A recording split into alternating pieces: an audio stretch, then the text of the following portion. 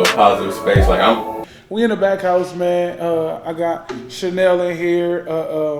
I did an interview with her dad yesterday, which was, to me, it was amazing. I loved it because I got to get some stuff off my chest, and have a one-on-one talk with him. I loved it, and so I appreciate you for coming through and blessing the back house with your presence. Let me turn this up a little bit. Family, of course. Right, facts. So, we're just gonna dive right into it. So, my first question is: mentally, after the pandemic and everything, and the Drew finna, come back. Mentally, how are you right now? Mentally, I feel good. Slightly overwhelmed, just because it's like we're getting back in the groove of things. Right. Yeah. And last year, although we did have the league, but it was very different. So now it's like we're back to normal, pretty much. We're back at our home gym, and everybody's excited about it. So I just wanted to go perfect, but we look forward to it. So what are some of the thoughts that go through your head when it's getting closer and closer to that time? Because right now, the thoughts I'm having now is that because we're like literally a month away. Yeah. Starting this Saturday, we're a month away. So some of the thoughts I have is just making sure that everything is going to run smooth. Making sure there's no hiccups in the gym, making sure the rims is good, tight, you don't have no kind of like damage. The floor is together, and there's no issues with even with timing. Like you gotta really time yourself and manage yourself when you're dealing with so many different components when you're trying to run something. So because you're hosting it and it's your baby, you want to make sure it's like perfect. But all the thoughts right now is like. Literally like an hour ago, I was looking at some type of getaway for the weekend, right before the season. So I try to make sure I do some self-care and relax before crazy season comes about. What is a getaway for Chanel? Well, it would be kind of quick for me. I'm about to actually go to a wedding the next 2 weeks. So going down south with some friends. So that's my small little getaway. But... just to relax, I'm probably somewhere beachside. Makes sense. Yeah, somewhere at the beach and where it's quiet. I just hear the waves, Right.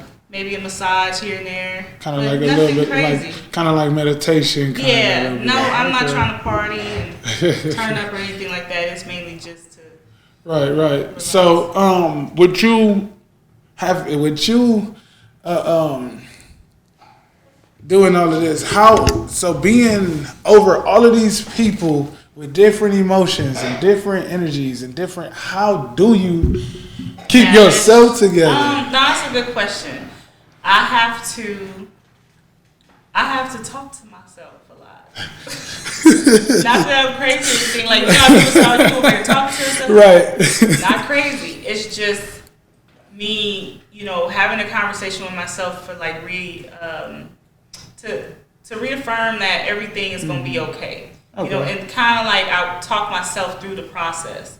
And literally like, having, like I mentioned before, self-care is very important. I try to make sure that I'm doing something that makes me feel good. Because in the past, it's always doing stuff without, and then always forgetting to do for yourself. So always managing other people or having to deal with all those different emotions and agendas, it could get a little tough. So you okay?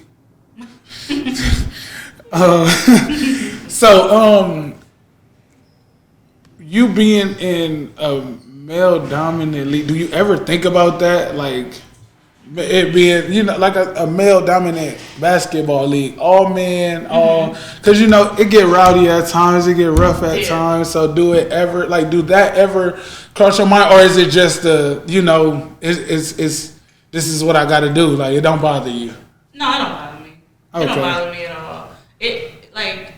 I know outside looking in, it does look like it's a lot. 'Cause it is a lot. I'm not going to downplay it. Right. But I'm pretty confident in myself to make sure I get the job done, regardless of gender or anything like that. I feel like a lot of women are are involved in male-dominant industries now. So I agree. we're definitely getting that respect. So no, it's great. I have fun with it.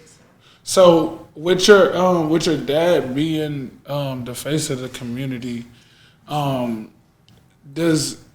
because to me it can be a good thing and it can be a bad thing only because then once you become the face of the community, you got some people that love it and adore it, and you got some the envy and the hate.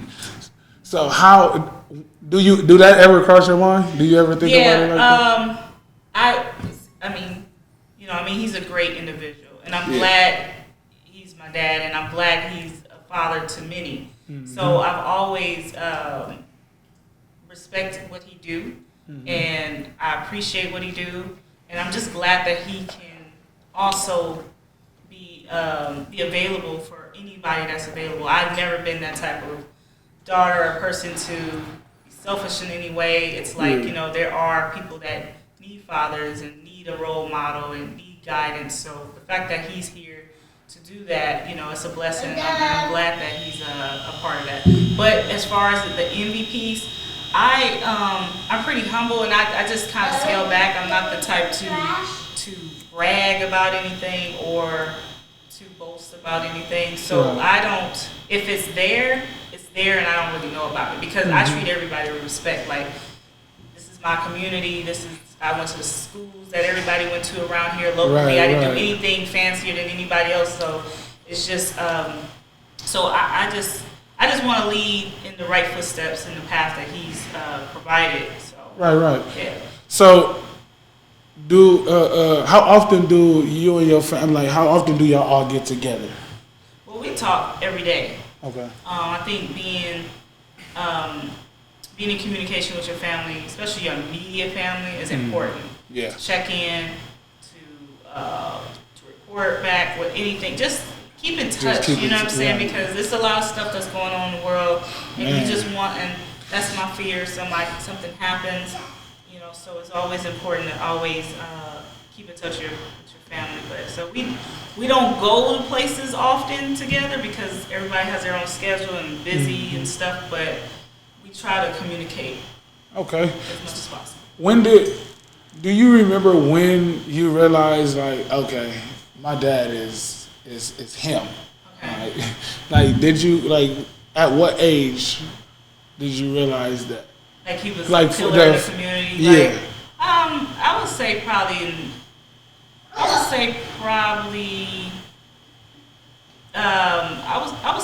high school, late high school, early years of college.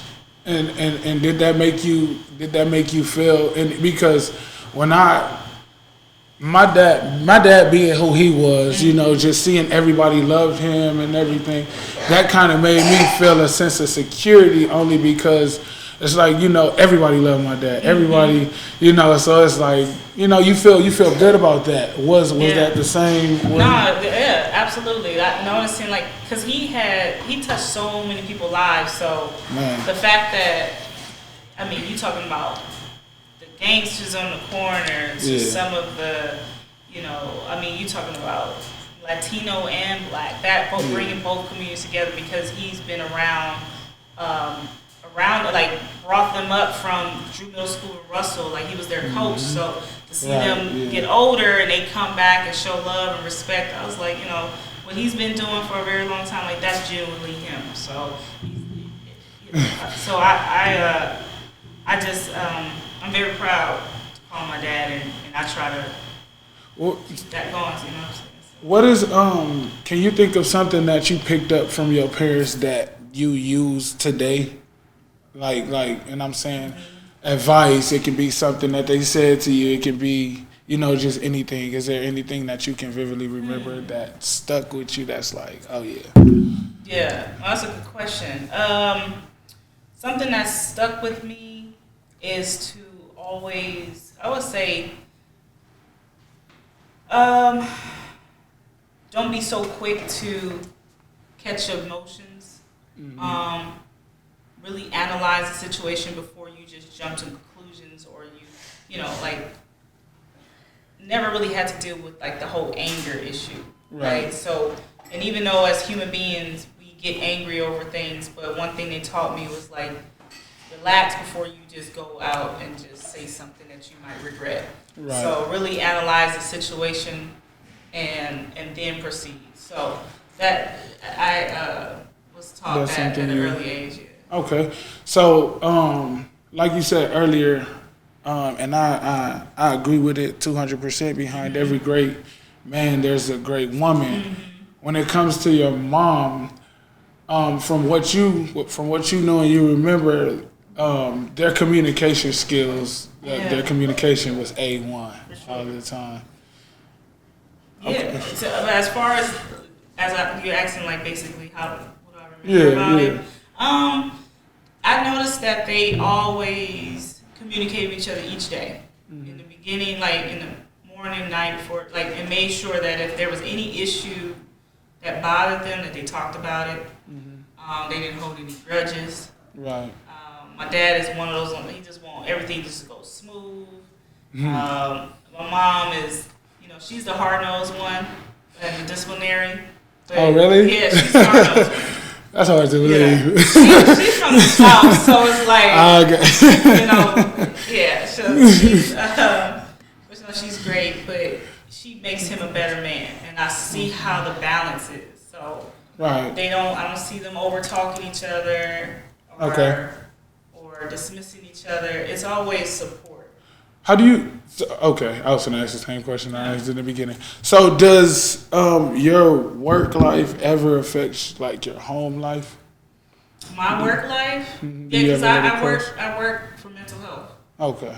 So I work downtown in Skid Row. So it used to really, really bother me. I mean, where I have to take work home because what I would see in the streets and then having to take that home, that used to bother me. But it's sad to say, you get accustomed to it. Yeah. But it didn't affect. I mean, what I'm doing with the Drew and my 9 to 5, it's a tough balance, and I'm trying to figure something out with my job now where I can get some more time off, especially during the summer, because I don't want to overwhelm myself. Right. No, most definitely. So, what is something that you would tell your 17-year-old self today? If you could go back in time, what would be something that you would tell your 17-year-old self? Oh, I would say my 17th. So senior in high school. I would say to never change who you are. Make sure you define who it is that you are and move with it. Don't get involved in any crowd that doesn't fit your program. And just believe that everything will be okay if you just stick to your guns, So Stick to the program. yeah. Okay. Don't try to fit in. Like you're good enough, just who you are. Did it take you a long time to realize that, or? It took, like in high school, you're trying to figure out who Right. should I be with this crowd or that crowd? Yeah. I was never in the popular crowd. I was an athlete, so I was just kind of in one box. And then because my dad was, everybody kind of knew my dad around the city, so the teachers there or the principal or the maintenance or whatever, they knew him, so I really couldn't get in trouble if I wanted to. Right. So that kind of made me stay focused on what I was doing, and I never really wanted to disappoint anyway. So but it was times when I would try to feel like, okay, I'm not a part of this crowd. I'm trying to fit in, but I can't really fit in, and that's maybe because that's not what I'm supposed to be doing. That's not where you're supposed to be. Yeah, I can't fit into something I'm not supposed to be doing. So as I got older, as a grown woman, it's like, yeah, that wasn't. Why would I even think to even try to do that? Right. So I'm content with who I am. I don't have to try to please anybody or try to impress any crowd or any person. So that's where I feel good about who I am today. Do you ever feel like, and I know you can't speak for your brother, but I'm not sure if y'all talk on a daily basis, but did you guys ever feel a sense of expectation from your dad, like as far as like coming up? Because I wanted to ask Des this question, but because he's his first son, his first and only, and so it's like when it's that, you feel that sometimes some people feel that sense of expectation. Like when it came to me and my brother, you know, he got his master's now, and so everybody was looking at me like, so what you gonna do, right? Yeah. So did you guys ever feel like, or did you feel like it was like a do what you want to do your own thing? I feel like it was a do what you want to do. Okay. Yeah, like they never forced us to do anything or try something we wasn't comfortable in doing. Right. They'll expose us to sports because we had no choice. But you know, at the parks, you were exposed to kids in sports. Right. So it's like, you know, do if that's something you want to do, do it. If you don't want to do it, don't worry about it. Mm-hmm. You know, I felt like, and it's a good question for dads because I'm the older, I'm the sister, and I'm the oldest, right? And I went after high school. I went straight to college. For Dez, I think it took him a little while to figure out what he wanted to do or what he was good at. Right. And he finally found his niche a little later. And that's okay. You right, don't right. have to follow it. You know what I'm saying? I encourage people to do what's best for you. If you got to go to a JUCO first, or you want to just go straight to work right after school, do what's best for your situation. Because if you try to follow your siblings' footsteps, it's not going to ever work out, and you're going to disappoint yourself. So never ever try to do that. Like everybody has their own individual. So that's not how it was supposed to be anyway. If that was how it was supposed to be, God would have made us all look the same. Nah, that's facts. You think if you would have grew up in a different environment, same kind of circumstance, but a different environment, do you think it would have been a different outcome or the same outcome? Because it's I feel like where we come from, our section, it's difficult because because we see certain stuff every day. But do you think if you were raised in, like, let's just say Lancaster or somewhere where it's not as bad, it's still stuff going, but it's not as bad, do you think you would have a different mindset, or do you don't think? I think I would still been the person I am. Like, that's one thing you can't change. Right. Certain circumstances could change, being that you're in a different environment. Right. You know, like the people you meet or the jobs you get, or like just because you're in a different area. But I think my way of thinking could, like the person I am wouldn't have changed, but my way of thinking could have shifted just because I'm exposed to more being here. Yeah. You see a little bit of everything, good, the bad, and in between. When you go to a place that's a little bit more isolated, like Lancaster or the IU, where you're probably not as exposed. So your mindset can be a little bit different. That's why it's good to travel and to meet different people, ask questions, and dive into other people's cultures so that you can be open-minded to whenever things happen. You'll know how to deal with it. Right. Okay. Well, I appreciate you for blessing the DaBaccHouse with your presence, man. For real. This is I like I told your dad yesterday, man, your family helped me a lot. I didn't get to really see Uncle Marty before he had passed, and that was a regret that I had. And then me and my dad had a rocky relationship when he had left, and so your dad he's the only one and so like I said, I appreciate y'all family. I appreciate everything y'all have done over the years. I appreciate y'all. It's all good. I'm happy you're doing this. I'm happy you found something that you really enjoy, and that's what life is about. Man. Do something that you enjoy doing. Because it's not like work, you have fun with it. And when you have fun with it, it can just catapult to anything that you set your mind to. So, that came from watching because I say like 4 or 5 years ago I was still immature. I was still and so the growth of just me seeing you, Mac, your dad, just everybody moving in a different direction by me wanting to grow and just wanting to be a better human being. I just seen that and was just like, man, that's something I want to do, and I want to change the mindset of the ones coming up after us, because I was lost at one point. A lot of people would be like, oh, you were selfish at this time, or this, and that. And I would tell people, no, it just worked for me at that time. So I didn't see a reason to change. Yeah. And so as I got older, I was just like, wow, it is different. It is better if you just, do right, because it is easy to do wrong, but doing right, I just feel like nobody can say, let's say I have a falling out with somebody, you can't say I did you wrong because I'm always pure. My heart is always pure. So no matter what happens after this, you can never say it was me. Yeah. You know, so just wanting to be a good person and looking at, you know, like I said, the older ones, it's just something.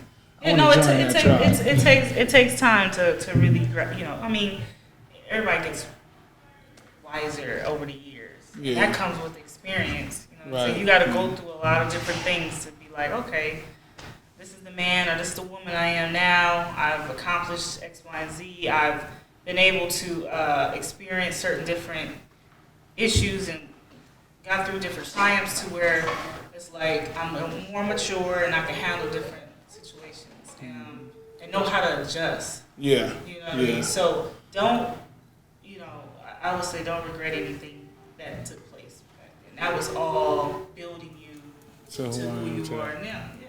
So those are life lessons that get thrown at us. So. Okay. Thank you. I appreciate it, Chanel. You're welcome.